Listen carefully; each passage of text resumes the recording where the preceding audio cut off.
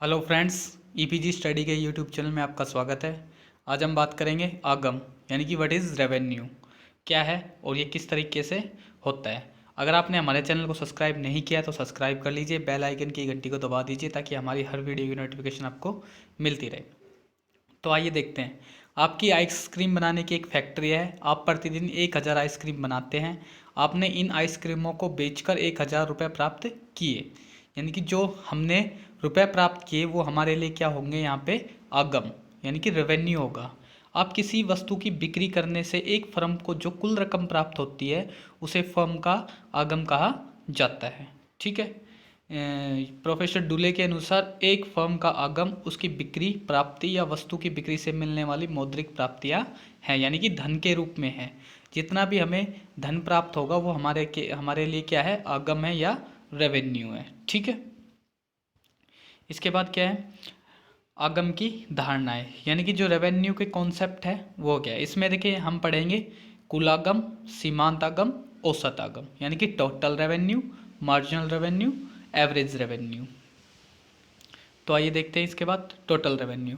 एक फर्म द्वारा अपने उत्पादन की एक निश्चित मात्रा को बेचकर जो धन प्राप्त होता है उसे कुल आगम कहा जाता है। कहने का अर्थ यहाँ पे ये है कि एक फर्म है, उसके पास एक निश्चित मात्रा है उत्पादन की, तो उसको जो बेच बेच बेचकर उसे जो धन प्राप्त होता है उसे टोटल रेवेन्यू, टोटल आगम कहते हैं। जैसे मान लीजिए 100 आइसक्रीम है और 50 की दर से बेची गई, तो फर्म का टोटल रेवेन्यू कितना हो गया, 5000 रुपये हो गई। ठीक है। यहाँ पे देख लो, क्वांटिटी मात्रा गुणा में कीमत बराबर में कुल आगम। ठीक है। कुल आगम एक फर्म द्वारा प्राप्त सब बिक्री राशियाँ प्राप्तियों का आगम का जोड़ है, यानी कि जितनी भी हमने क्वांटिटी बेची है, जितनी भी हमने इकाइयाँ बेची है और उनसे हमें जितना भी धन प्राप्त हुआ है उनको हम जोड़ के हम क्या निकाल सकते हैं, टोटल आगम निकाल सकते हैं। ठीक है। इसके बाद है सीमांत आगम या प्राप्तियाँ। ठीक है। अब देखेंगे सीमांत आगम से अभिप्राय किसी वस्तु की एक अधिक या कम इकाई की बिक्री से कुल आगम में होने वाला परिवर्तन है। ठीक है। जैसा कि आपको पता है, मान लीजिए एक फर्म है, एक फर्म द्वारा अपने उत्पादन की एक इकाई कम या अधिक बेचने से कुल आगम में जो अंतर आता है उसे सीमांत आगम कहा जाता है। यहाँ पे ये है कि हमने एक अतिरिक्त इकाई, मान लीजिए हमने कोई उत्पादन की एक अतिरिक्त इकाई का प्रयोग, एक अतिरिक्त इकाई का अधिक प्रयोग किया या एक इकाई का अधिक कम प्रयोग किया बेचने के लिए, तो जो हमारे कुल उत्पादन में या जो हमारे कुल उत्पादन में जो अंतर आया उसे हम सीमांत आगम कहते हैं। यानी कि उत्पादन की एक इकाई को हम या तो अधिक बेचेंगे या कम बेचेंगे, तो इससे जो हमारे कुल उत्पादन में अधिक या कम का अंतर आएगा वो सीमांत आगम कहलाएगा। ठीक है। इसके बाद इसके देखते हैं कैसे एक फर्म द्वारा अपने उत्पादन की एक इकाई कम या अधिक बेचने से कुल आगम में जो अंतर आता है उसे सीमांत आगम कहा जाता है। ठीक है। अब ये निकालेंगे कैसे, एम आर, ठीक है, मार्जिनल रेवेन्यू बराबर कुल आगम में परिवर्तन, बेची गई आगम में मात्रा में परिवर्तन, यानी कि डेल्टा टी आर बटे डेल्टा क्यू। जो ये डेल्टा है इसका मतलब है परिवर्तन, टी आर मतलब टोटल रेवेन्यू और क्या उसे क्वांटिटी, या फिर हम इसको ऐसे निकाल सकते हैं एम आर बराबर T R N minus T R N minus one, यानी कि जो टोटल रेवेन्यू है पहली वो है इकाई, उसके बाद उसकी दूरी, इसको घटा घटा के भी निकाल सकते हैं। ठीक है। एक ये बॉक्स है हमारे, इसमें क्या दिया हुआ है देखते हैं। सीमांत आगम वस्तु की अंतिम इकाई की बिक्री से प्राप्त आगम नहीं है, यानी कि जो वस्तु की अंतिम बिक्री से प्राप्त आगम नहीं है ये अर्थशास्त्र में सीमांत शब्द का प्रयोग अतिरिक्त के लिए किया गया है। ठीक है। तो एतव सीमांत आगम से अभिप्राय वस्तु उत्पादन को वस्तु की एक अतिरिक्त इकाई की बिक्री से प्राप्त आगम है। कहने का अर्थ यहाँ पे है जो सीमांत आगम है इसका मतलब अंतिम इकाई से नहीं है, बल्कि इसका है अर्थ है सीमांत का एक अतिरिक्त इकाई से। औसत आगम, अब देखते हैं एवरेज रेवेन्यू। औसत आगम से अभिप्राय उत्पादन की प्रति इकाई की बिक्री से है, यानी कि औसत आगम से अभिप्राय उत्पादन की प्रति इकाई की बिक्री से प्राप्त आगम है। जैसे मान लीजिए टी आर, टोटल रेवेन्यू 1000 है, क्वांटिटी 100 है, तो हम कैसे निकालेंगे, टी आर बटे में क्या हो, यानी कि 10। ठीक है। इसको निकालने के लिए आपको पता है ए आर बराबर में, तो कुल आगम बेची गई मात्रा, ठीक है। टी, तो इससे हमारी क्या कीमत निकल आएगी। ठीक है, तो औसत आगम वह दर है जिस पर कोई वस्तु बेची जाती है। दर क्या है? निश्चित रूप से किसी वस्तु की कीमत को दर कहा जाता है, इसलिए औसत आगम वस्तु की कीमत है। ठीक है, किसी वस्तु की कीमत से प्राप्त होने वाली प्रति इकाई औसत आगम कहलाता है। ठीक है, यानी कि हमें वस्तु की प्रति इकाई की कीमत निकालनी है। अब देखते हैं इन तीनों को एक साथ। उत्पाद दे रखा है 1 2 3 4 5 तक। औसत कीमत या औसत आगम यानी उसकी प्राइस या AR दिया हुआ है 10 रुपये। ठीक है, कुल आगम कितना होगा मल्टीप्लाई करते चलेंगे। ठीक है, 10 20 30 40 50। सीमांत क्या करेंगे आपको बताया था, पहले में से पहले घटाता दूसरा घटाते चलेंगे। तो 10 में से 0 गए तो 10, 20 में से 10 गए तो 10 10 10 10 ये। ठीक है, ये सारा हमारा इनका अंतर स्पष्ट हो जाता है। ठीक है, अब देखते हैं इसके बाद हमारा की आगे क्या है। अब देखो कुछ अन्य संबंध भी है इनके, कुछ अन्य रिलेशनशिप भी है, वो देखते हैं। MR किसी वस्तु की एक अधिक की बिक्री से कुल आगम में होने वाली वृद्धि है, यानी कि मार्जिनल जो रेवेन्यू है किसी वस्तु की एक अधिक इकाई की बिक्री से कुल आगम में होने वाली वृद्धि है। यानी कि अगर MR में अगर एक अधिक इकाई की बिक्री करेंगे तो जो कुल आगम है उसमें भी वृद्धि होगी। यदि कीमत स्थिर रहती है तो MR और AR भी स्थिर रहता है। यानी कि जो अगर वस्तु की जो प्राइस है अगर वो स्थिर रहेगी तो MR और AR भी क्या रहेंगे, स्थिर रहेंगे। यदि MR से अभिप्राय है वस्तु की अतिरिक्त इकाइयाँ बेचने से कुल आगम में स्थिर वृद्धि होगी, यानी कि वस्तु की अतिरिक्त इकाइयों बेचने से जो टोटल रेवेन्यू है उसमें वृद्धि स्थिर होगी, कुल आगम में स्थिर समान दर से वृद्धि होगी। मांग वक्र या कीमत रेखा औसत आगम वक्र ही होता है।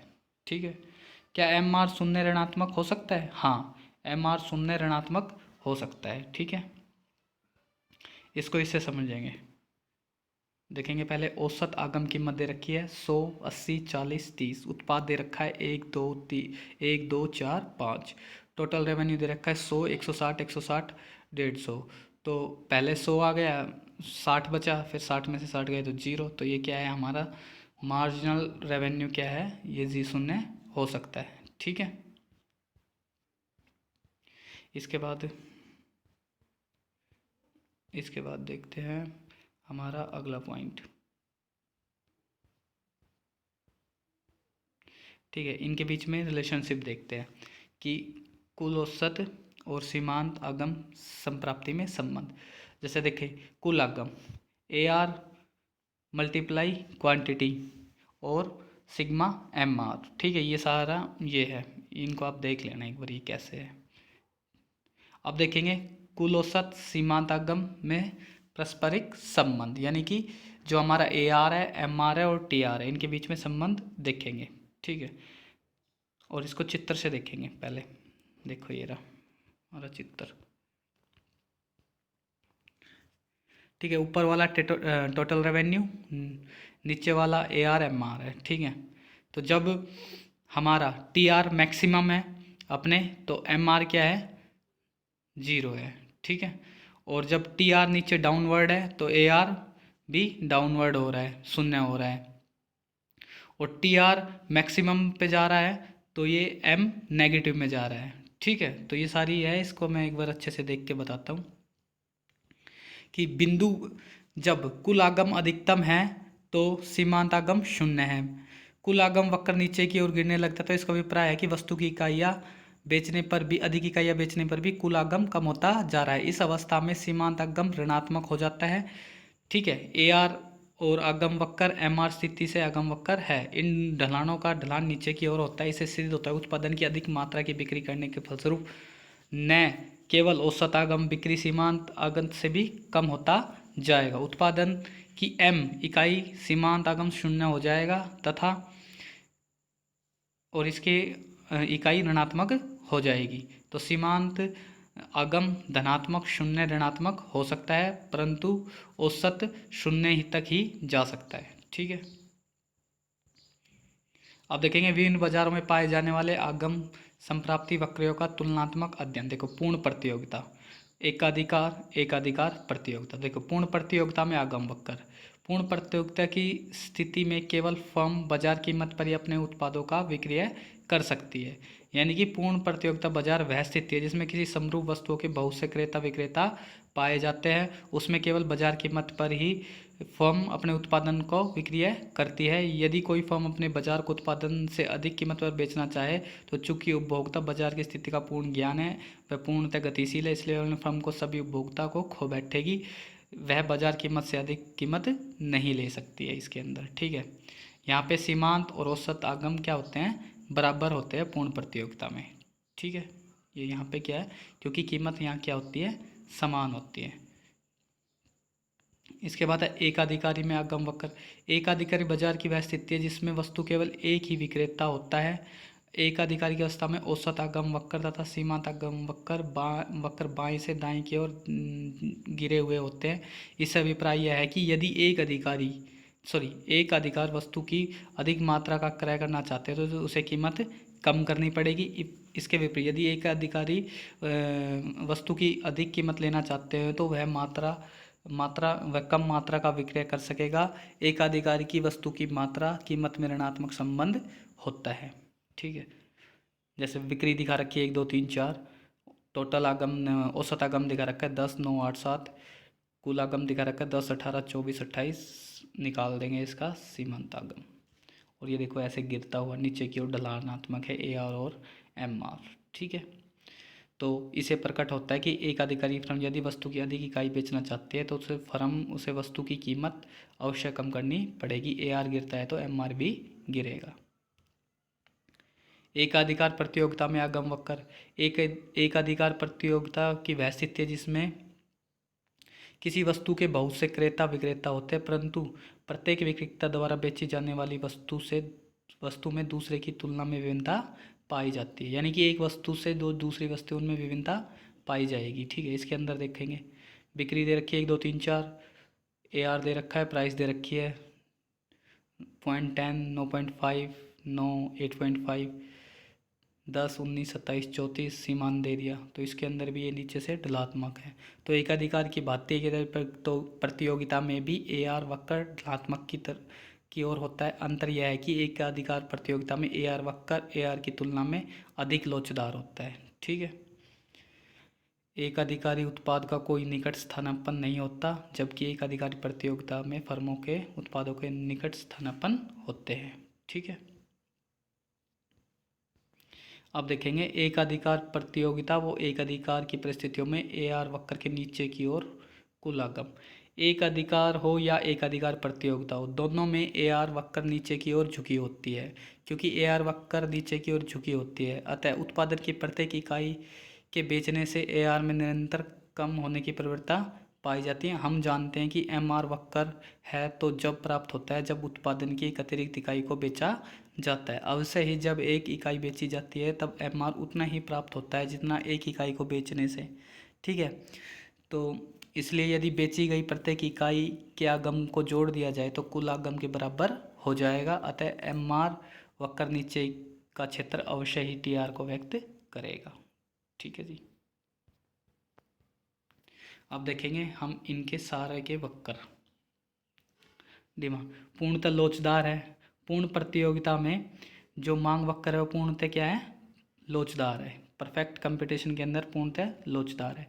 एकाधिकारी की स्थिति में अपेक्षाकृत कम लोचदार है, DM अपेक्षाकृत कम लोचदार है। और एकाधिकार प्रतियोगिता में क्या अपेक्षाकृत अधिक लोचदार है। ठीक है, तो हमसे जुड़े रहिए। Thank you.